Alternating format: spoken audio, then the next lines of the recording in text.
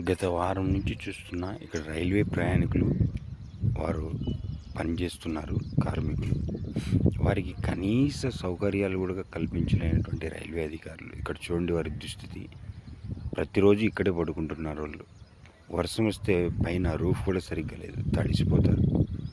వాళ్ళ పనిముట్లు, వాళ్ళ బ్యాగు, వాళ్ళ బ్లాంకెట్స్, తర్వాత వాళ్ళు చేసుకునే వంటకం చూడండి పాపం ఎంత దయమైనటువంటి పరిస్థితులు. వాళ్ళు ప్రతిరోజు పని చేయకపోతే మనం హాయిగా రైల్లో ప్రయాణించలేం. మరి అటువంటి కార్మికులకు కనీస సౌకర్యాలు కూడా కల్పించలేనటువంటి అధికారులు చూస్తూ ఊరుకున్నారే కానీ కొంచెం కూడా వాళ్ళ మీద దయ లేదు.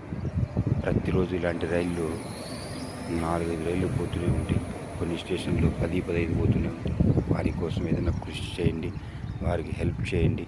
పేదవారిని కూడా, కార్మికులను కూడా భారతదేశంలో సమానమైన